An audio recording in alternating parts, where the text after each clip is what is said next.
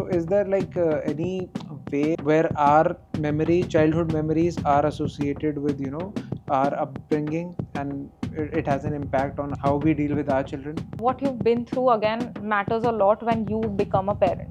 You may either react the same way that your parents did, or else you might just tend to be more open towards it, and you'll be more of a chill parent. How does it have an impact on a child's brain when he's going through sexual abuse? It kind of hinders with their development. So what it does is it is affecting their psychological development and cognitive development, and overall all of these things, including it hinders with their functioning. Is it okay to just apologize to your children? So telling your child that okay, I acknowledge what I did was wrong and it was not the best way for me to react.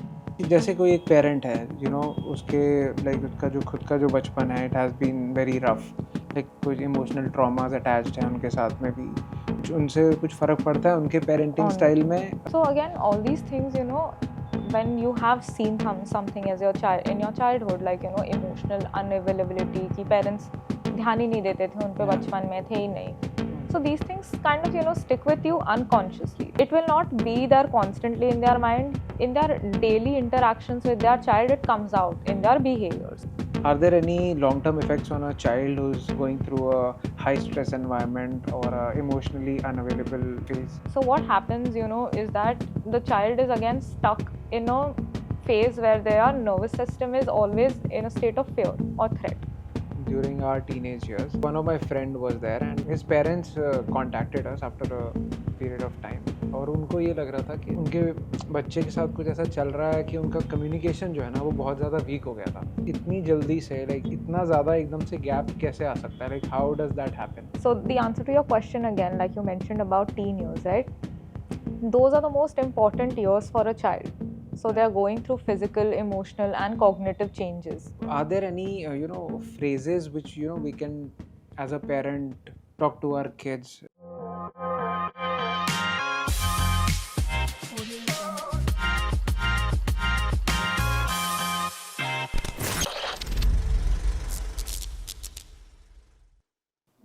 Hi Priyanka, welcome to my podcast. Hello. So Priyanka, you are a psychologist. You are practicing psychology. Yeah. And now, would you like to introduce yourself?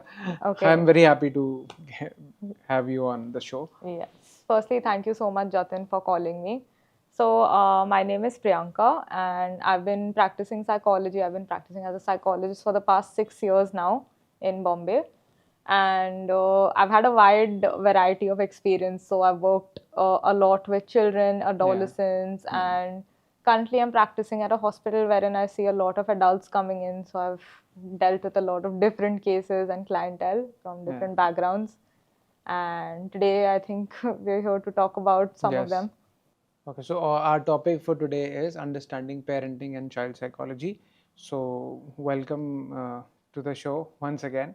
So जैसे कि हम देखते हैं, जैसे मैं अपने experience से बताऊंगा, मैं कभी जैसे किसी शॉपिंग मॉल में गया हूँ तो वहाँ मैंने कोई एक बच्चे को usually it's a normal site कि हम देखते हैं कि वो चीख रहा है, चिल्ला रहा है, is asking for a toy और समथिंग लाइक दैट, और उसके आसपास के जितने भी लोग हैं वो उसको देख रहे हैं वगैरह, कैसा बच्चा है, माँ बाप ने कैसे बड़ा किया है.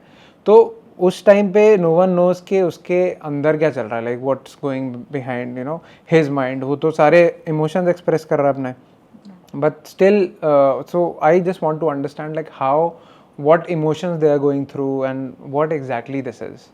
Right. So, when you put this in words like this, when, a child is having a meltdown, we've seen this a lot around us, right? कि बच्चे रोने लग जाते हैं. So, when we talk about a child's brain and how the emotions work, the first thing when we talk about how our brain works, right? So, the prefrontal cortex that we have, that is in charge of, the development of the brain, wherein we understand how to regulate our emotions, how to make decisions, and how to, control our, manage our emotions. So, what happens there is, this is still not well developed in children. Okay. What age does it actually develop? So, honestly, it keeps developing until the age of 20. Okay. So until they are mid-20s. So if you keep seeing that, children are able to make their own decisions, but sometimes they are also, a little impulsive. So when it comes to younger children, that part of our brain is still developing. Okay. What happens is they still don't have the whole, unit to understand their emotions correctly. Yeah. Basically, they are functioning on the amygdala. So what the amygdala does, it is our emotional response of the brain, right? Okay. It can be impulsive, it can be fast in making decisions. Yeah. And what it does is when, the child is going through all of those emotions, they're actually genuinely feeling it, right? They're going through all of that. Yeah. And, trying to control that is a little difficult for them, and trying to understand what they're going through is difficult. So when they're trying to show their emotions over there, it's coming naturally to them. It's not like, they're throwing a tantrum. Yeah. So that's the difference between an adult, wherein we have more control over our emotions. We can take a pause. What the prefrontal cortex does for us is it helps us pause and reflect. So when we are angry, we can control those emotions. We can at least reflect on those emotions and, react in a more proper manner. Okay. And that's what the children are still learning to do. Like, is there a way like we can understand how they are taking the emotions? Like, is it a way like we can just leave them like that? कि चलो ठीक है रो रहा है तो रोने दो. Or is there something which can be done around it? Okay. So when a child is actually going through all of those emotions, in that moment, telling them that, क्या हो रहा है, तुम इतना क्यों चिल्ला रहे हो, or else, giving them a strong response, like even scolding them or punishing them for it, it's not going to help. What it does for them, it won't create, if you're, shouting at them, it will create fear around it. And that again is a whole different, aspect in itself. But in the moment, it's important that we don't let it affect ourselves, right? So it's natural that, even you will get into a heightened state when you see someone throwing a tantrum around you, especially a child. But it's important to control that, reflect on what is happening to the child instead of focusing on, the reaction that you form. So it's important to pause, ask the child that, it's okay, and understand their emotion, telling them something like, it's okay, I understand the emotions that you're going through are a little rough right now, it will get better. So what we do is we validate their emotions in the moment. It's not like you're giving in to, if they're asking for something. आप उसमें give in भी नहीं कर रहे हैं, but आप उनके emotions को validate कर रहे हैं वो moment में. We create a safe space for them. Okay. Why is this? It's a myth that child's tantrum is a manipulative behavior. Okay. So interesting question. When we talk about throwing tantrums and manipulation, so let's understand the definition of manipulation first. So basically, what manipulation is that we try to change someone's behavior for our own personal gain. Yeah. And if we see that children are not fully still developed to have such a huge cognitive ability to use this behavior for their own gains, right? It basically involves like understanding other people's, the other person's reaction to what we're going to do, and cause and effect. And that it's really complex, and it takes a lot of time to understand that. And a child's brain simply can't do that, right? Okay. So when we talk about throwing a tantrum, when a child is throwing a tantrum, they're going through a lot of emotional, aspects. There is a lot of things involved, lot of emotions involved that they're actually feeling in the moment. And they do not know how to control it. So in the moment they are dysregulated and don't know how to, manage those emotions or have a control over it. So it's basically they're running again, like I mentioned before, they're running from the amygdala. So their emotions are high and it's raging and out of control. And basically it's a stress response. Okay. So when there is a tantrum being thrown by a child, they're basically under a lot of stress. Okay. तो मतलब ऐसा नहीं है कि जैसे बोलते हैं कि यार बच्चा बड़ा तुम्हारा बहुत चालाक बच्चा है, बिल्कुल वो सब नहीं. ऐसे नखरे कर रहा है, उसको ये चाहिए वो चाहिए, तो it's not that, right? No. So this is very important for the parents to also know Yeah. that it's not that your child, तुम्हारा बच्चा चालाक नहीं है, but there is a reason behind why he's doing that. Exactly. Basically, it's very important to understand, what they are doing in the moment and how they are feeling. तो वो जब tantrum throw कर रहे हैं, उनको डांटना या punish करना, it's not the best way to handle the situation. It's important to understand that they are under a lot of stress in the moment. Okay. So being patient is really important. All right. So मुझे ये बताओ कि आप जब एक brain develop हो रहा है एक बच्चे का, कौन सा स्टेज है when it actually the logic starts forming in the brain, कब वो लॉजिकल थिंकिंग स्टार्ट होती है? Right. So when we talk about logic developing, again we are going back to the prefrontal cortex. So that is the center to understand, logic, decision making, impulse control and reasoning. तो बच्चा कोई situation में अगर आ जाए तो वो कैसे reason करता है, क्या डिसीजंस लेता है, Yeah. तो वो सब हमारा प्रीफ्रंटल कॉर्टेक्स हमारे लिए डिसीजन मेकिंग में मदद करता है. Okay. And what basically happens is now this doesn't start to develop until early adolescence. Okay. And it's still not fully developed. It keeps developing till our mid-20s. Huh. So you may see like teenagers, they do have the capability to make their own decisions, but they still make decisions that in the moment, like what are they feeling, and then they go with what feels good. Okay. So the impulse control is still not there. Yeah. Basically the prefrontal cortex is still not fully developed. So hitting the brakes on your emotions is still a little difficult. Okay. तो नहीं exactly like, see, for example, if a 7-8 year old boy is there, is there a difference 7-8 साल के बच्चे और 20 साल के बच्चे में, or like there will be, it is still developing and by the time it fully develops उसके बाद में ही वो proper logical thinking start होती है? Definitely. So a child is still working from their emotional responses. While when we talk about a teenager, वो थोड़ा mix रहता है. They're in the middle. They're still developing. It's not like they're still fully matured or still fully developed. Brain is still fully functioning. Yeah. The thing is, over there, the decision making matters. What will happen is if you say that they're both in a situation, similar situation, the child will go with what feels right. Okay. When it's a teenager, they might pause and think about it, but then still, choosing again depends on how much they've developed or how well they think about these things, right? Okay. And they still might choose or make decisions on their own that may feel good. So impulsivity still will be there. Okay. और कुछ जैसे बच्चे होते हैं जो actually बहुत ही young age पे logical thinking शुरू कर देते हैं, और कितने अडल्ट्स होते हैं आज भी लॉजिक से लाइक सोच नहीं पाते उस टाइप से. Right. Like what is the difference there? Like is it something related to that only, or is it like you mentioned after 20 it completely develops and people like start thinking logically? Yeah. And so जो पहले जो बच्चे जो 7-8 साल के हैं उनमें भी अगर वो जल्दी डेवलप हो जाता है, so is there any difference के, or it can happen? See, it's possible, yes. So again, development of the brain depends on each individual, right? So our genetics play a role, and how we how we learn and how we grow, right? Everything plays a role in its own. So a child may be mature enough to stop and think as well, but you might see adults also making impulsive decisions in the moment on what feels good. That's why we do as adults also make mistakes. It's not like it's something that once we are fully grown up, ऐसा नहीं होएगा हमारे साथ. It's natural that we do make these mistakes, but reflecting and thinking back about it is the difference that we have.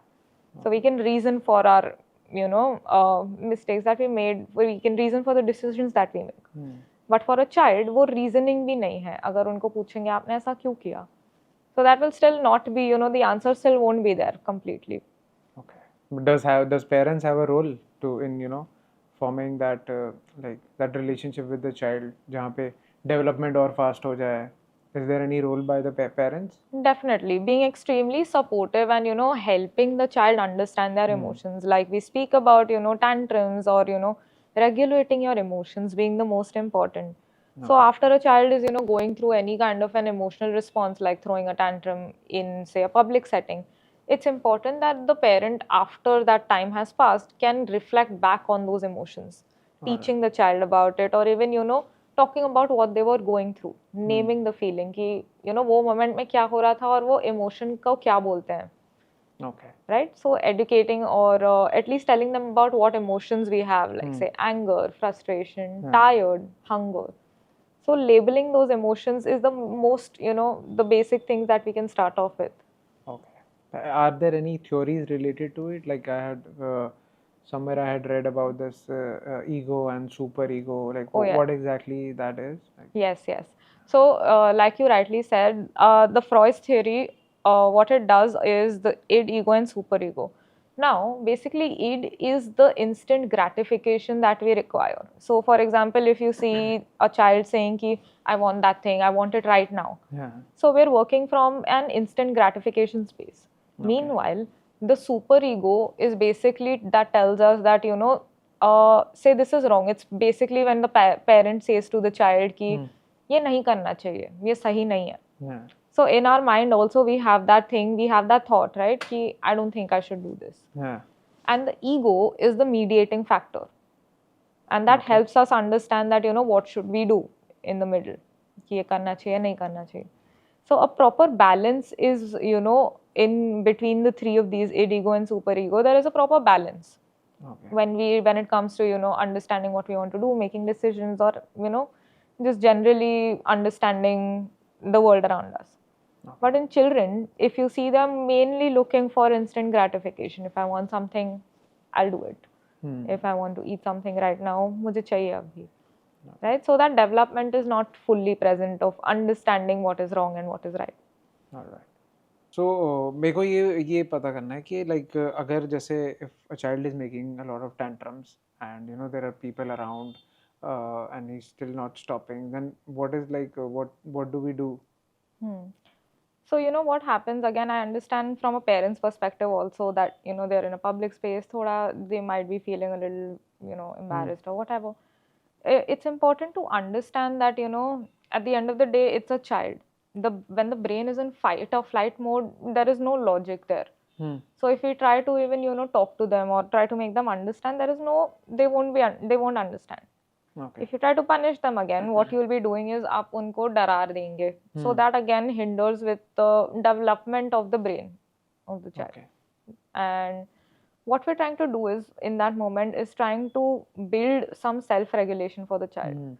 So once that emotion has passed by, all those emotions and the tantrum is passed by, it's important to explain to the child what they were going through. So gently trying to explore what the feeling was. That why. is after that. Yeah. Okay. Not in the moment. In the moment, then we just have to like let it go. Like we just have to feel everything what the child is doing, and we have to also keep ourselves calm, right? See, yes.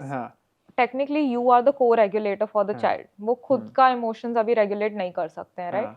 So you staying calm plus I understand it's like, it takes a toll on the parent as well, regulating yourself and the child.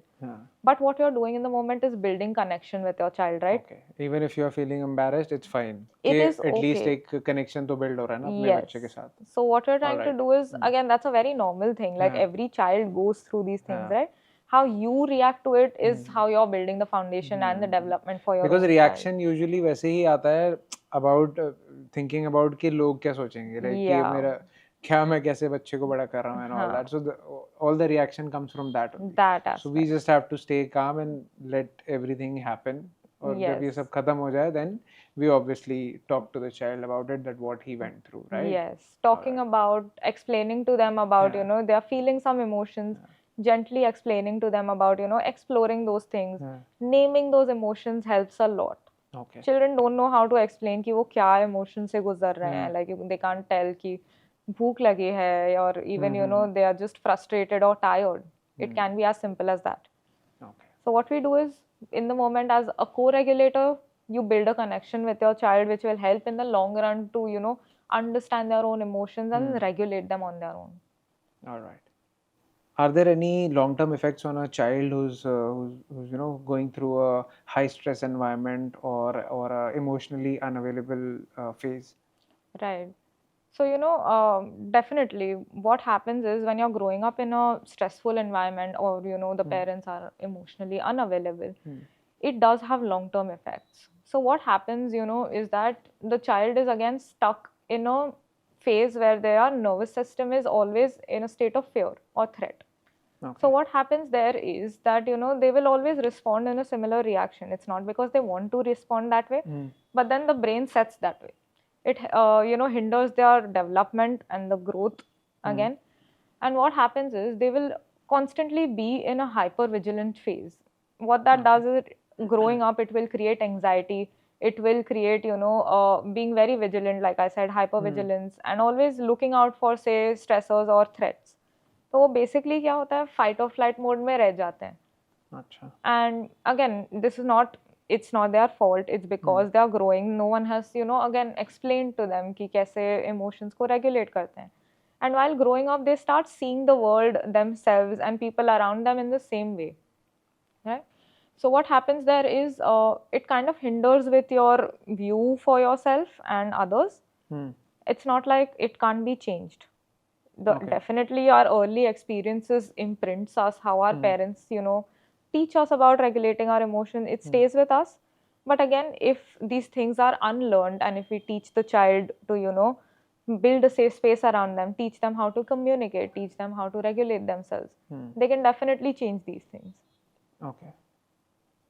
All right. So is there any, is there a phase in life when, after going through all the stress and all, later on, can this be, worked around, or वो सब ठीक हो जाता है, or is it like the child is going to be the same and like the entire life? Right. So again, like you said, it kind of sticks with us while early age में जब हम ये सब चीजें देखते हैं, or if you go through this thing as a child, it may stick with you for longer and you may internalize these emotions. कि it might be, say, उनका belief system ही ऐसा हो जाता है कि okay, this might happen, things are not the best, and थोड़ा negative outlook आता है. But of course, once you identify this thing as a parent, if they understand, okay, probably I've made a mistake, and if the child again is old enough to understand it themselves, these things can be changed. Can be changed. Yes. Okay.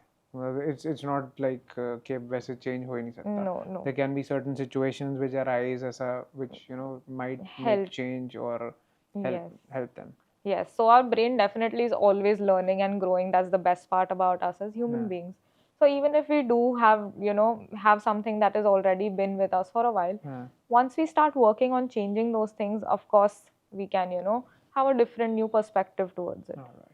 Okay. अभी recently मैं अपनी एक friend से बात कर रहा था, and she told me one thing that while she was there was something happened and the child started crying, और उसने जब उसको like when she started shouting at her, तो उसको एकदम से लगा यार कि कहीं ना कहीं मेरे साथ भी पहले ऐसा हुआ है, and she went back to her childhood memories and then she started to process that कि ऐसा हो सकता है मैं इसको कुछ change करूँ, and so she started thinking. So is there like any way or something like where our memories, childhood memories are associated with our upbringing, and it has an impact on our how we deal with our children? Okay. So yes, like you explained that once you have also faced something like that, basically parenting, what happens is that what you've been through again matters a lot when you become a parent, right? So a lot of our thoughts and my beliefs, if say as a parent, a lot of our disciplining skills and how we attend to problems and everything, all of those kind of show up in how we parent, right? So for example, if you have seen as a child, if you've been through a kind of a harsh environment where if you made a mistake, other punishments tha, there was yelling and shouting and screaming, there will be two ways that that you can put forth. What will happen is when you as a parent see your child making a mistake or doing something, you may either react the same way that your parents did.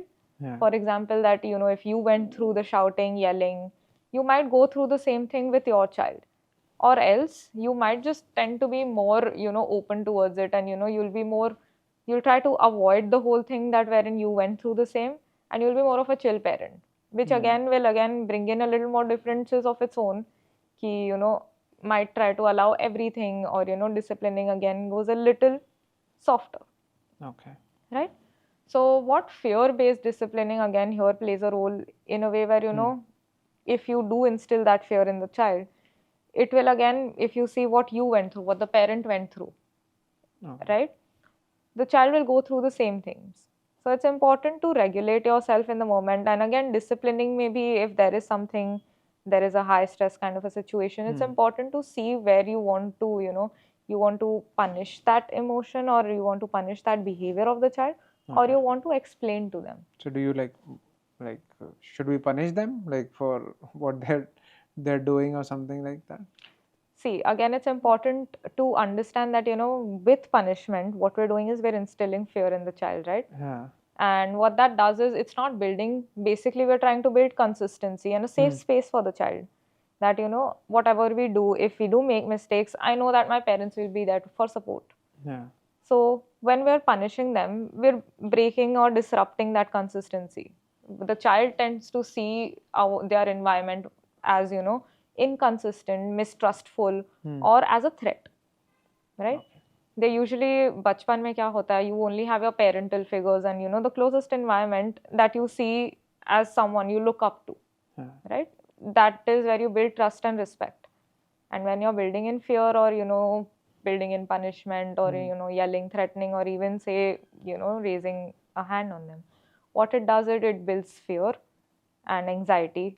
At the end of the day, it will turn into anxiety, and what happens over there is the development kind of is hindered, and that will go a long way with the child. How they build relationships in their adult life, there'll always be a certain kind of anxiety. They might see it as, will I be again punished for even talking about my emotions? There will be a fear to even communicate what they are feeling. Yeah. Like जैसे कोई एक parent है उसके like उसका जो खुद का जो बचपन है it has been very rough, like कुछ इमोशनल ट्रॉमास अटैच्ड हैं उनके साथ में भी, तो how does it affect like how कुछ उनसे कुछ फ़र्क पड़ता है उनके पेरेंटिंग स्टाइल में? Is there a difference because what they have faced, like that might come up every now and then while they are like dealing with their kids, right? So again, all these things, when you have seen something as your child in your childhood, like emotional unavailability, कि parents ध्यान ही नहीं देते थे उन पे, बचपन में थे ही नहीं, या बहुत ज़्यादा say harsh punishment, shouting, screaming constantly. So these things kind of stick with you unconsciously. तो हमारा ध्यान नहीं रहता उन चीज़ों पे, right? So once that person again becomes a parent, it will not be there constantly in their mind कि ऐसा हुआ है तो ये ध्यान रखना है. But what happens is, in their daily interactions with their child, it comes out in their behaviors. So for example, if there was a parent जिनके उनके खुद के parents were not available for them all the time, so now they might be overprotective of their child, and they will always be there in even the smallest of the things for them. On the other side, if there was a lot of punishment, or if there was yelling or harsh disciplining, they might also tend to do those same behaviors with their own child, right? Okay. And then what happens again is, if there is say shame or any kind of unresolved traumas that they have dealt with on their own, that if their parents said you're not good enough, ठीक से नहीं करते हो कुछ भी, right? So those might be projected into their own child's behaviors, and then the child might again feel the same way, and then the cycle of trauma kind of continues. So what the point over here is, it's important to understand and recognize what you've been through and break the cycle there. So it's important for the parent to also heal from those things, is where they can cut off the trauma and build healthier cycles for the child. Okay, so any solution for that? What parents should do to resolve these issues? Yes. So once the first thing is inside, building awareness around these things. Once you know that you've gone through these things and understand your own emotional responses to it, getting help for the same is very important. So it's important to heal from it. When I say it can be professional help, going into therapy, counseling, getting help for those things. Second thing again is getting support from your close ones, like building a better support system, your partner, your family, your friends. You can talk to them about their own parenting styles with their if you have any friends that are already parents, talking to them, talking to family, friends, and your partner. Again, you work as a support system, so it's very important you talk to them. Along with that, journaling helps a lot. Writing down things, your emotions, listing down the smallest things that trigger you can help. Identify your own triggers, right? So all of these things together help you heal and grow from what you've been through. So yeah, when we talk about journaling, how it helps us is to, we can write down our own thoughts and feelings and emotions. And how journaling helps is to build in more self-reflection. So catching yourself every time you're triggered, right? Understanding and asking yourself questions like, why did I react this way? What is the emotion that I'm feeling right now? So that builds more self-reflection. And then once you build in that, again, you can, go on to recognizing your patterns. and is this something that I'm doing constantly, ये मेरे साथ वापस वापस होता है या सिर्फ आज हुआ in the moment.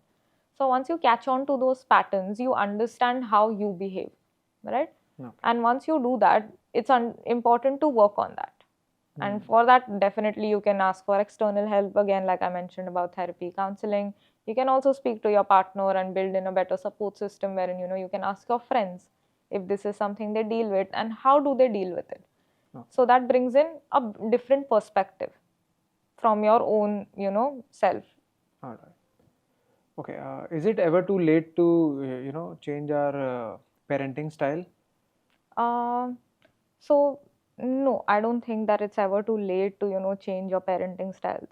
One thing we need to learn is self-compassion. If you made mistakes as parents, it's important to reflect on the same, and then moving forward, rebuilding the lost trust or anything that has happened if there's been a conflict before. Working on repairing the relationship is most important. So see, as we see, children are very resilient, right? So if they see a parent making in more effort to change and acknowledge their own mistakes and communicate about the same, children will also react the same way. They will respond to changed behavior. And it's important to keep the consistency. Of course, it's not like you won't make mistakes in the future, but it's important that you will constantly show up and do better. No. So at the end of the day, it's important to build that trust and communicate effectively and grow and learn from each other. So yes, you can change your parenting style. Okay. What does a more emotionally aware and a healed approach towards parenting look like? Okay. So when it comes to parenting, the most important thing is to be mindful and intentional. So being in the moment and understanding, what your child is going through instead of, just reacting or building in random responses based on our own past. So for that, it's very important to build in emotional regulation on our own. Okay. If you are going through something, obviously as a parent, of course, if you have other stressors, you try to understand what is going on and try to regulate those emotions in the moment. That's step one. Okay. Right? Step two, again, when it comes to your child, it's very important to be empathetic and always actively listening. So it's important that your child feels heard. If they're talking about something, you're listening to what they're going through, even if you're not there's not something you can really help them with, it just shows support. Right? The third thing again is, how you handle conflicts with the child. Now, of course, as a parent, there will be some things that, might come up and there might be conflict of interest with your child, right?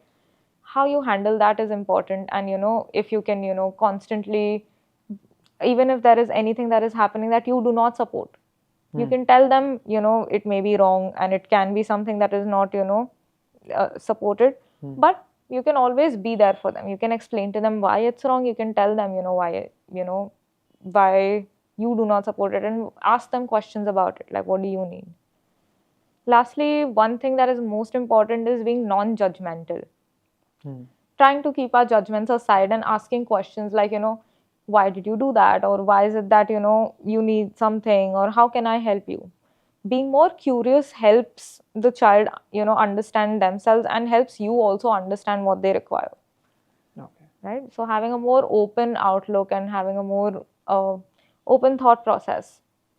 And lastly, being constantly supportive. So it's important to build in a better and a safe environment wherein there is constant love and support for the child. Right? So even if there are any mistakes made or if there is anything that is happened, it's important to constantly show up and show your support and tell them that they are safe. Okay. Right? So with all of these things, definitely lastly, it's most important that you provide them with the constant intent that as a parent, even if you have made mistakes, you'll still be there and you will reflect on the same.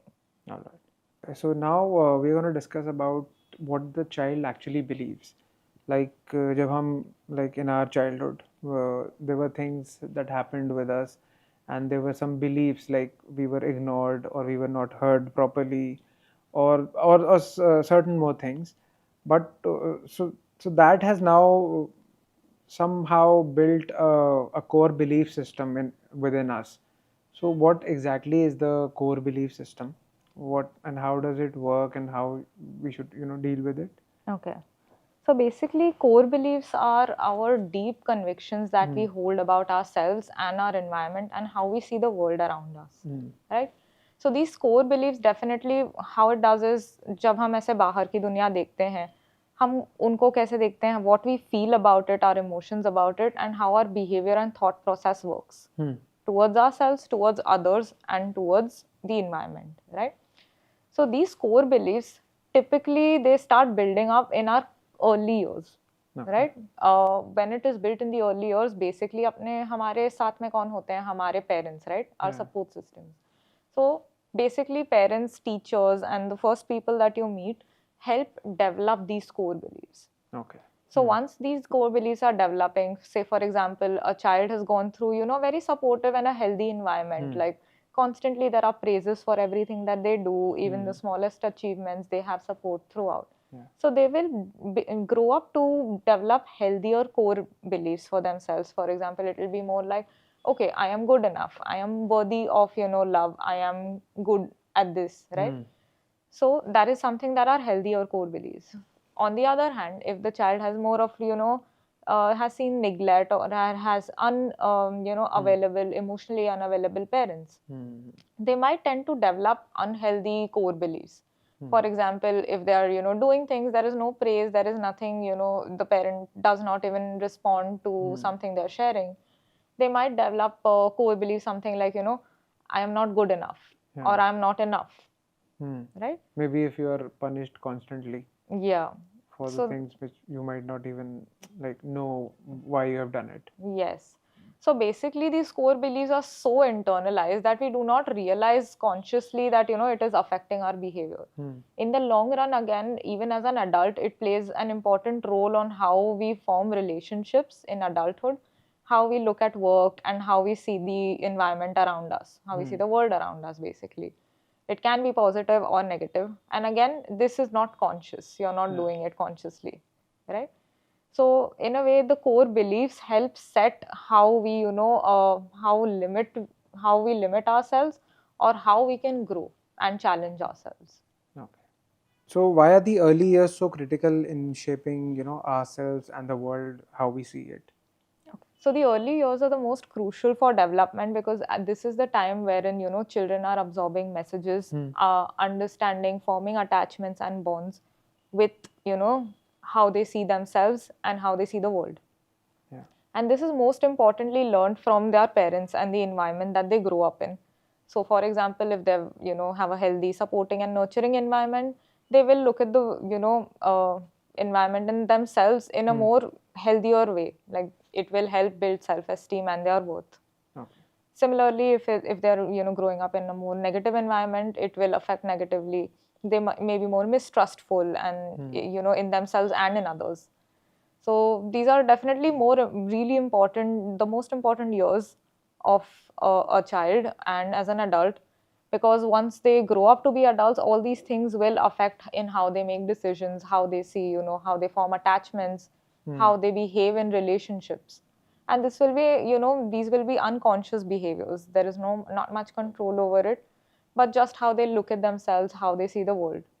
So what role does therapy and the inner child work actually do? Okay. So basically therapy gives you a safe space wherein you can it's a structured space wherein you can discover or uncover your unhealed parts, or if there is any kind of trauma that you've been through, you can discover those. You can discover your patterns, understand, recognize patterns that are helpful or unhelpful to you, and understand where they come from, basically your core beliefs, if there are negative core beliefs, and identify those. So various techniques in therapy like CBT is cognitive behavioral therapy, helps you understand your thought pattern, your behavior, and where they come from. Basically, your belief, how you see yourself and the world, right? Now, once you uncover these things, you are taught better coping strategies, better coping mechanisms to deal with current stressors and understand, learn a new perspective on the same. Along with that, what it also does is, it helps you gives you a space to unlearn those older patterns. And, this is where you can apply inner child work, right? So as a child, if you've seen any kind of stressors, or you worked in a environment or a home where there was basically emotional unavailability, and you happen to develop, say, unhealthy core beliefs, right? So what you can do here is it gives you a space, a safe space, wherein you can unlearn these old beliefs and build in healthier beliefs that will help you grow as a person. Again, as an adult, what it does is you can learn to reparent yourself in a better and a more supportive manner. Learn things that you felt were missing out in your childhood. Understand how you can give yourself that support that was missing, and work on building a better self-esteem and self-worth for yourself. So all these things coming down to at the end of the day, including a healthier support system. So all these things together plays a role with therapy, inner child work, and reparenting can help you change your core beliefs into better, healthier ones, wherein you can support yourself as an adult and also build these into the future with your children. So again, conscious parenting also plays an important role. What we can do here is, being constantly available and being consistent. As a parent, it's important to, always be there for your child, and consciously, being aware of your own unhealed traumas or any kind of things that you have seen in the past. Working on those and making sure that these don't affect in your own parenting styles and don't show up, your behaviors and your emotions don't show up when your child is behaving in a certain way. So it's important to, inculcate all of these things together. And again, therapy plays an important role in the same, to only identify again and work on these things. Okay. So this is जो मैं आपसे पूछने वाला हूँ, this is related to one of my past experiences. So one of my friend was there, and during our teenage years, so there was a very his parents contacted us after a period of time, और उनको ये लग रहा था कि उनके बच्चे के साथ कुछ ऐसा चल रहा है कि उनका कम्युनिकेशन जो है ना वो बहुत ज़्यादा वीक हो गया था. Like it was that के पहले सब कुछ ठीक है, and slowly within like 3-4 months everything was like the communication went so weak कि their parents actually asked us if something is gone wrong. So we were also like not sure about it कि what went wrong. So I want to understand, like इतनी जल्दी से like parents के साथ तुम बड़े हो, और तो इतना ज़्यादा एकदम से गैप कैसे आ सकता है, like how does that happen? Okay. And how like parents deal with that, because sudden shift तो एकदम it's a big thing. Yeah. So the answer to your question again, like you mentioned about teen years, right? Those are the most important years for a child. So they're going through physical, emotional, and cognitive changes, right? So when they're going through all of that, there is a lot of abstract thinking that is also building into the child, right? So they start questioning family values. They start trying to challenge any kind of authoritative figures. They're also building independence and autonomy, right? So when a teenager is going through all of these phases, definitely they try to build in, they're trying to look for their own personal identity also, right? Okay. So there is a reasoning in a certain way where, they're trying to also build independence for their own selves, to find their own path, to understand their own things. How about like communication एकदम से stop करना? Exactly. Obviously there must be something, which they are not able to relate with their parents, or some sort of मतलब कुछ तो होगा, like how we adjust. I just want to understand that. Yes. So the child here in this moment is trying to figure out things for themselves, right? Obviously, you know that your parents are there and they're supporting you throughout. But once you start building in those cognitive developments, like you have that abstract thinking and reasoning in yourself, you do not require so much help at the during all your lives, like after a point. So in this moment, when your primary caregiver, like the parent, they turn to becoming a more of a supportive caregiver. Okay. Right? They are there for support and not, attending to all your needs. The child does not require so much help anymore. Okay. So this is where also conflicts arise and also distance builds in. So if it's something wherein even if the parents is constantly asking ki kya ho raha hai, what is happening, why don't you talk, it might bring in conflict, or it might build in a distance or a gap wherein the child does not open up to the parents. So in this moment, it's important to bridge that gap and try to acknowledge what the child is going through right now. I understand from a parent's perspective, it is more difficult for them to go through this change, right? So it's important to understand what the child is also going through and not try to, personalize this in a way where, okay, I did something wrong. But how are they going to talk to them? Well, like the communication is already weakened now. So what is like what they can do? Like Okay. So in the moment, the parent might feel that the communication is weakened, but we also need to understand what the child is going through, right? So while they are going through all of these emotions, of course, when you're going through your preteens and your teenage years, there is a hormonal change in the body. So when there are hormonal changes, emotions are higher, sometimes also unpredictable, right? So that might build in definitely a lot of strong emotions. Say, there will be conflicts with the parents. What you can start off with as a parent, what you can do is, at least try to stay calm and understand the changes, the physical changes that the child is going through. That their body is now, changing. Their mind is changing constantly. Okay. Right? So not necessarily that there is a reason why they are doing, or it's a natural process. It's a natural process, definitely. There is no reason that they are doing this. They're just trying to find themselves in this phase. Right? They're trying to understand their own characteristic, their own identity. So it's important for the parent to stay a little calm in this situation. Of course, the bond is not broken here. It's only thing they need to, understand, how the child will react. You can always build in a little bit of support and let your child know, okay, I'm there whenever you need to talk.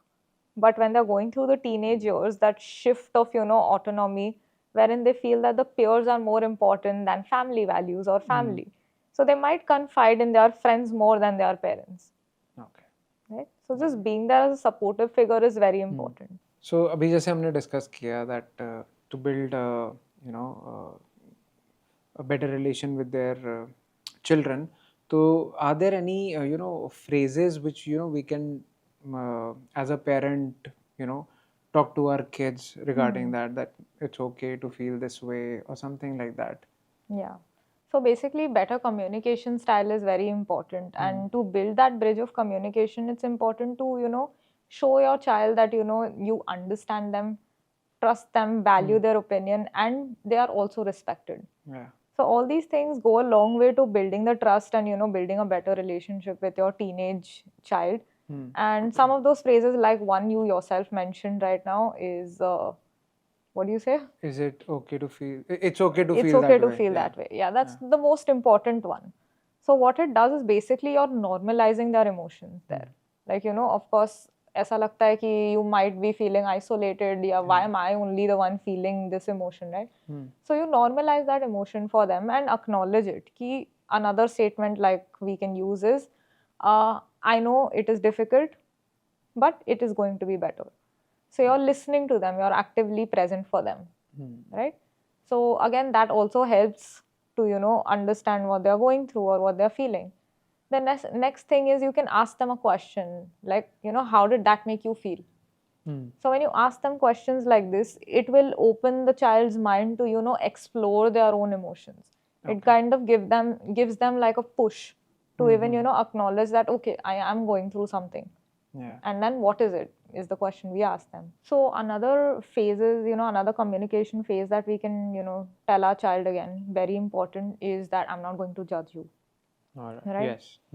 So the children, even now that they are developing their thinking and, behavior as well, it's important to let them know that even if they're making mistakes or even if they do something wrong, that you're not judging the action of what they've done, right? But instead you're there to support them. So when you use these words effectively, it's always that like, we think that, but we may not be saying it to the child. Yeah. So when you use these phrases, it just builds in a little bit of reassurance for the child as well. No. Another thing you can tell them is, I trust you to handle this on your own. Okay. So right now, again, like we saw that there is like a bridge when the child enters their teen years. Correct. They want to do things they are on their own. So if they do have a problem, it's important not to, just give them a solution right in the moment. So it's important to give them their own space and independence to also find their own path. And definitely, if they do need help, they can definitely ask you for the same. Correct. Right? Okay. And again, one more important thing is you can tell them, I can see that you're upset. So when you tell them that, you can reflect their emotion and you're able to acknowledge what they're going through, it will build in a little bit of more of, confidence in them to, open up to you. Okay. Right? So that builds in a more safer space for them to even talk about what they are going through. Okay, so I also think like that, like if you talk to them, a phrase could be something like, "I'm glad you told me about this." Correct. Yeah. I'm glad you told me that. That's one of the most important, phrases that we can tell to our child. Yeah. So once you do, use this statement, it kind of shows them that, there is that sense of safety and support from your parent. And it's very difficult opening up to people, right? Yeah. About these things. There may be fear, there may be anxieties, and all of those things, even while dealing with those emotions, they can open up to you. Yeah. So that shows that positive communication is built in this situation. Another one that I feel is, you can always tell them, that must have been really tough for you. So what we're doing here is, again, we're acknowledging that the difficult emotion that they've been through is not minimalized, but you're also, looking at them. And the pain and the frustration they're going through during their time of stress or struggle does not get overlooked. Okay. So all these things I feel help build a better, bond between the parent and the child. And instead of just thinking these things, it's important to, communicate these things with your children as well. So recently I was reading a book, और वहाँ पे I came across this. It was like when a parent actually, apologizes to their child, uh, it really means a lot for him, the learning process or something like that. They are more resilient towards it. So I wanted to know, like, is it okay to, just apologize to your children, and how does that have an impact on the child? Right. So definitely repairing a relationship, like say definitely a parent-child relationship, is one of the most important to build a better relationship with your child. And this is where, you build that deep connection and the deep bond with your child.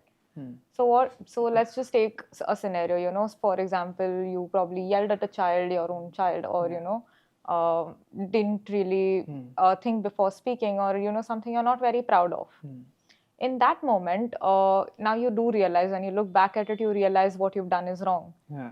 So first thing, when you try to repair your relationship with your child, is important to take ownership of your action. So this is where, usually what parents do is avoid कर लेते हैं कि ठीक है, हो गया, the child will, forgive me for it. So either that, or, you try to justify your actions कि उसने ऐसा किया तो मैंने ऐसा किया, or else we shift blame. Forgetting all of those things, it's important to take ownership. So telling your child that, okay, I acknowledge what I did was wrong, and it was not the best way for me to react. So that's step one. Yeah. The second thing is to provide validation to your child as well, validating their emotions. Telling them that, how I responded wasn't great, and I can understand if you're feeling confused or sad about it. And I am here to listen to that. So what you're doing is here, you're validating their emotions as well. And the third thing is where you build in repair, reconnect, and build in reassurance for the child. Okay. This is where you tell them that, okay, I'm glad, we can talk about this. You can also apologize. Tell them that, my actions weren't correct and I'm working on them. I am working on, changing my response and on my behavior and reflecting. So this is where you can talk to them more about, emotions. So basically, repair is not only about, apologizing. It also helps understand your own mistakes. And it's okay to make mistakes, as we're all human. And even when you do make mistakes, it's important how you change from there and how you grow. So that consistency is important. So we have already discussed about conscious parenting, thoda briefly. I want to understand what exactly this term is. Like, can conscious parenting begin with just one decision? Yes, absolutely. So conscious parenting can definitely start off whenever the parent, reflects and realizes that they want to be more present in the moment. It is about, making that change right then and there, understanding instead of, trying to build in more control. So you start to reflect before you take an action, before you react, pause and pay attention. So take a step back, understand what you're going through yourself. It's more of building in a little bit of, understanding instead of control. So what we try to do here is we try to pause and react. and we try to reflect instead of trying to control the situation. It's not about jumping to fix the problem or jumping to conclusion. It's about understanding that, what is going on in the moment. So instead of, just trying to constantly go through the same cycles or patterns that you've always learned through, yourself as a child, or even while you've been parenting currently, and, you feel that something is lacking or something could be changed. That one insightful question that we just asked, like, okay, I can do better, is where you can begin the change. All right. So you start off with, just asking specific questions. How do I want to, is this how I want to continue raising my child? Is there something that I can do differently? How can I manage my own emotions, and how can I, understand my child better? How can I understand their emotions better? How can I build their emotional skills? And how can we communicate better? So all these things, put down together, of course, just one decision in the moment can create a ripple, and it can just continuously go on. And it's not like, you won't again not make mistakes. That may happen. But then again, you choose to change. Yeah. So that's what matters. So now we are moving to our last segment. And जैसे कि हमने we have already discussed a lot of things about children. So there is this one topic which I wanted to discuss it with you, and it's regarding child sexual abuse. मुझे लगता है कि this is also a very important topic, when it comes to opening up in front of your parents, because if someone is going through it, and it's so hard to get out of it. So I would like to discuss that with you on firstly, like the signs what your child is experiencing, if your child is experiencing sexual abuse, also about how does it affect the child's brain, and about why many children do not disclose what they are going through if they are going through child sexual abuse. So yes, let's begin. Like, how does it have an impact on a child's brain when he's going through sexual abuse? Right.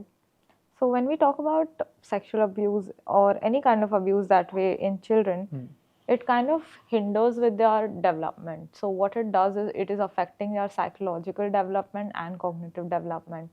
And overall, all of these things, including it hinders with their functioning. So what it does is basically when the child is growing up, they're still in their developmental stages. And when something so traumatizing occurs with them, firstly, there is no concept of understanding, right? What happened, and why did it happen? So it might affect their psychological functioning. So in that moment, the growth is stunted already. And when we are already building those core beliefs like we discussed, right? So they might impact their belief system. So, I'm not worthy of love, and I probably deserve that, and it is my fault. So all these kind of negative core beliefs start to build in.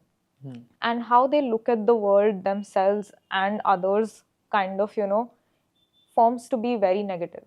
So this framework, what it does to the child, again, it will build in more mistrust towards other people, towards themselves as well. They won't be able to, talk about these things. And when, there are caregivers around them, obviously, but it just makes it more difficult for them to open up about these things. Especially where we're living in a society where this is such a taboo topic. So how does it have a psychological impact on a child's brain? So overall, sexual abuse in children does not only affect their psychological framework in the short run, but it also affects in the long term. So basically, it affects their boundaries, forming healthy boundaries along the lines of, say, emotional intimacy and emotional safety, building healthier communication patterns, and just understanding whom to trust and whom to not trust. So all of these things are affected, along with affecting their own self-esteem, their own self-worth. That is again because their core beliefs will be damaged in a certain way. So in the long run, again, this does affect their overall viewpoint for themselves and the environment around them. What are some behavioral changes, behavioral signs that a child is experiencing or going through sexual abuse, but he's not able to communicate? Okay. So when a child is, going through any kind of abuse, sexual abuse or verbal abuse or physical, what happens basically is there is a certain communication barrier, not always present, but it can be present.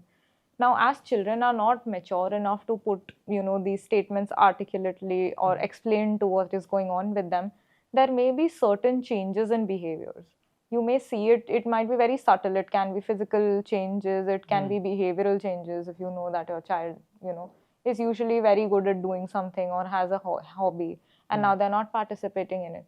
So it can be very subtle, and you have to be, very what do you say, vigilant about these things to, even observe that there is a certain change, to even call that behavior out. So some common signs or behaviors that we can see in children is sudden change in behavior firstly. So like I said, there will be like, if your child is, normally very well behaved and, even in classroom they're behaving well, but suddenly they are very angry, irritable, frustrated. So it's important to keep an eye out for these changes in behavior. Second thing, it can be regressive behaviors that they start to act out. So things that, a child, maybe like an 8-year-old child acting like a 3 or 4-year-old child, maybe suckling on their thumb, these things start to show up. So that's something you also watch out for.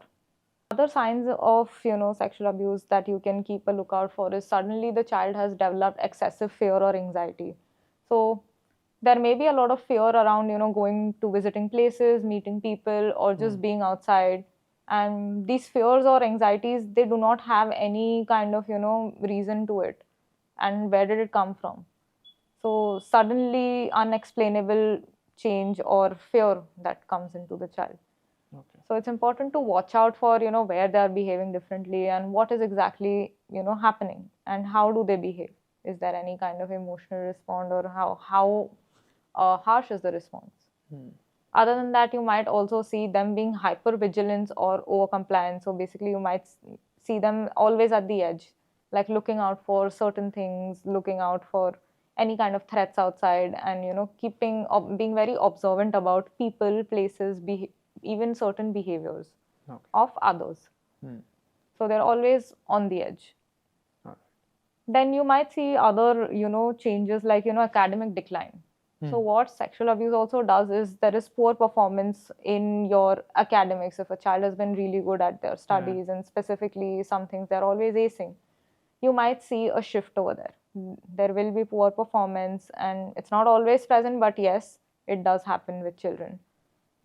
Another sign or symptom to look out for is any kind of physical symptoms that they keep mentioning of without any medical history. So they might complain of, say, stomach pain, headaches, some, knee pain, something is aching. But, there's no explanation. You take them to the doctor, but there is nothing. All the tests are clear. But here, the problem is it is a somatic symptom. So what it happens is, the emotions that they are going through, the emotions of distress, take a manifestation in physical forms, right? So when you are keeping all these emotions within yourselves and, you are dealing with so much, it manifests itself in another part of your body. And that just does not just happen with children, it also affects adults. So it's even more difficult for children to understand why it's happening to them. Okay, so often we have seen that children don't disclose it, like they don't tell what's going on in their life. कुछ ऐसा हुआ उनके साथ में, तो वो अपने parents को भी नहीं बताते हैं. And so why do they do that? Like you mean why they're not able to yes, open why, about these things? Okay, so when a child is going through something so traumatizing, it is definitely a very difficult situation. And even when they know that something is wrong, it is very difficult to talk about these things. Because at the end of the day, it is again a very complex, psychological trauma that they're going through. So there are multiple reasons that they're unable to share these things, and one of the most basic ones is fear. Now that fear can come out of, say, fear of consequences, fear of retaliation, fear of the unknown. Basically, मैंने बोला तो फिर उसके आगे क्या होगा? Maybe ऐसा हो सकता है someone very close in the family can also be. Exactly. So when the abuser is someone from the family, it can be, extended family or just the immediate family. that creates more of a fear that, what will happen if I do talk about it. They might fear of, there will be some retaliation, they might get scolded or punished for this, even speaking about it. The family may break up, and the child does not really understand that how serious of a problem this is, right? Especially younger children. When we talk about younger children, their language is still not developed. So talking about these things or even understanding that, there is something wrong is very difficult for them. Yeah. So what happens with younger children is that it just becomes internalized. Like, okay, maybe I deserve it. Maybe this is something that, is normal. Yeah. Now that again is because they don't even know what this is. So there is no cognitive development there, that they're still developing, they're still very young. So talking about it does not, it's again a second thing to attend to, but even understanding कि बात ही क्या करें, like we don't know कि हमें क्या कैसे क्या हुआ क्या है है, वो ही क्या नहीं चीज़, मालूम. Exactly. Correct. And then that also brings us to another problem, that when the child is groomed into abuse, when they are told that this is normal. So when the abuser is grooming the child to see it as something that happens, it is a very normal thing. Yeah.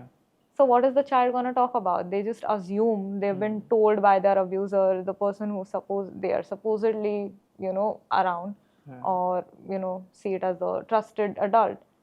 Correct. So when that is normalized, they don't even know what they're supposed to talk about. They just see it as okay, it's fine.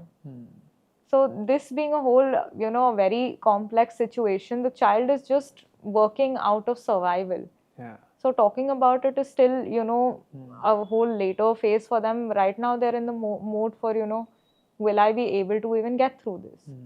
Lastly, even they're also worried about, say, is there anything going to happen about it? Say, for example, there is a lack of trust between their, primary caregiver or parent or something. Maybe talking about it, they have spoken about it before, and then, the reaction wasn't too good.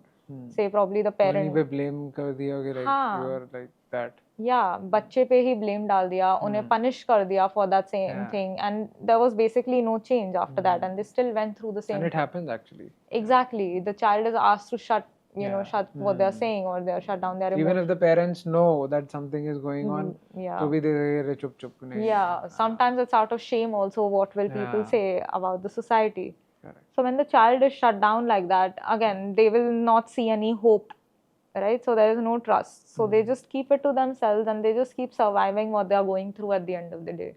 All right. So when we talk about, children having to talk about these complex or complicated situations, it's important as parents to be very sensitive towards them, very attentive. And being, building that bond or that trust that, there will be some help provided to the child as well for the same. So how do they open up? Like, how can parents make an environment, where they can really talk about it? How can that happen? So the first thing is making sure that, whatever your child is telling you, you are definitely being like very attentive to it. Yeah. And making sure that, your child, whatever they're saying, you at least believe them. That's the first step. Believing is the... Yeah, that if they are facing anything, once we've already seen the signs of something, making sure we take an action, even if, it's not in our control, making sure that the child feels safe. There is an environment that we build for them around. Okay. But ऐसा भी हो सकता है, like sometimes like child makes up a story on their own, like कि ऐसा, because maybe he doesn't like that person, and he maybe tries to something. I don't know what exactly how it is, but I'm just asking, like, is that also a thing? Like, children do that? Yeah, it might happen. So there are possibilities that the child, may not they might be saying something about someone, but it might not be fully true. But still important to understand the cues. Of the situation. Yeah. So understand the situation. Yes. So the cues that the child is giving out. Sometimes you see that, they also, your child, like before we spoke about behavioral science. So your child was open to, being physically affectionate. They enjoyed, cuddling with you, giving you hugs and kisses. But right now you see that they are refraining from doing so, and it kind of, they also might be flinching, or, there is a different body language. Correct. So keeping an eye on all these things is also extremely important. But when the child is saying something about someone, it's important to ask questions, build an awareness of what's happening. So at least in the moment, the child feels safe to open up about those things. And the second stage is if it is true or not. That is something we work upon, trying to understand, getting a hold of the entire situation. Okay, got it. How early should the conversation about good touch and bad touch actually start? Okay. Good question. So, talking about good touch and bad touch, it should start as soon as they are early ages, like when they're starting to recognize their bodies and their boundaries. So, at early ages, it is important to teach children about, their own body. And this is not to inculcate fear in them, but to make them feel empowered about their own bodies and, the ability to just say no and draw the boundary right there. Okay. Any particular age, like? It's very important to start at early ages. So when the child is very younger, explain to them in simpler languages. Like, when your mom kisses you, it is fine. And when dad gives you a hug, that is also okay. But if there is someone else that you do not, there is a stranger or even someone that you know, and it makes you uncomfortable, someone touching you in any part of your body and you don't like it, you have to come and tell me right away. So it's important that they feel that they can build that trust. And once they start growing older, it's important to keep these conversations consistent. But with older, children, when they're growing older, you can talk to them about these topics in more details. Explain to them about consent, respecting other people's boundaries and privacy. That's also extremely important. Explain to them that, what is right and what is wrong. If there is something that is making you uncomfortable, it is important to talk to somebody, right? Correct. So once you build that consistent conversation throughout their life, like from a younger age into their teens, even to their adult age, once you keep having those conversations, you're building that safety net for them. Okay. So what can schools and institutions do to prevent child sexual abuse? So schools and institutions play a very vital role in preventing and even recognizing any kind of abuse a child is going through. So they have to understand to build a safe space wherein, it's not only about prevention, it's about recognizing, understanding, and then preventing it. Right? The first and foremost, most important part for recognizing any kind of abuse that a child is going through is training. So it's very important to train the staff, the teachers, the help staff, even counselors and psychologists. Constant ongoing training should be provided to teachers, not only just to recognize, but also how to intervene and how to address the situation if a child happens to open up to you. How do you respond? Right? So it's important to keep your teachers up to date about what is going on. And even building in training sessions with the children constantly, like wherein, say, a counselor, a teacher, or a psychologist, all of them come together and provide training sessions for the children and explain to them what what is right, what is wrong, talking about good touch, bad touch for younger children, talking about consent, talking about safety, being safe on the internet. Again, that's one more important topic with older children. So all these things play a very important role. Along with that, again, when it comes to providing trainings, I would also suggest one thing that is very important: conducting trainings for parents as well. So in a school environment, obviously parents are not as much involved, but it's important to hold sessions wherein parents and children are together, sit down, and made to sit down in one space, in a safe space, and explain to what is going on. As in our society, in our country, this is more of a more taboo topic, and it's not much talked about. So if schools can open this barrier between the child and the parent, it could really help. Another thing that is very important is schools having strict policies against abuse, against suspected abuse, that identifying, reporting any kind of abuse that a child might be going through. So it's important to hold spaces where a child can talk about these things. These policies should be very well defined and explained to the teachers. Educating their teachers and their other staff is very important about that. How to take it up, how do these policies run, right? How can we help the child? What is the next step to take once you do actually identify anything happening? So building a community and talking about it is also extremely important. making or fostering a culture where a child is heard, seen, and felt safe. Building that kind of a situation is also extremely important. So fostering individuality, wherein the child can actually trust their say teachers. Basically, they are their secondary primary caregivers, right? So when the teacher, they spend most of the time in their schools. So as teachers, what they can do is again build in a more healthier relationship with students, wherein they do feel easier to communicate, instead of uh, probably not just listening to them and not giving any kind of support. I know there can be some things that are not in your control, but at least listening to them actively, understanding what they are going through, and opening up more channels for them to talk about it. Okay, तो अभी तक हमने we have already discussed some core beliefs, all the very serious topics, parenting and all Lots to that. talk. Let's end it on a very light note. We'll do a quick rapid fire round, and there are certain questions which you would like to just answer. Okay. Okay, so let's go. Yeah? Sure. So what's the one thing that every child should hear every day? I've got your back. All right. Okay. Your favorite childhood game? Guess who? Guess who? Okay. What's a phrase you'd love to see on every school wall? Um, Learning is not a race, it is a journey. Okay. If children rule the world, what's the first law they'd make? Maybe ice cream should be counted as dinner. Lovely. Your favorite animated movie that every family should watch together? Inside Out for sure. If you could gift every child one invisible superpower, what would it be? Interesting. Maybe the power to, try new things without feeling fearful. Okay.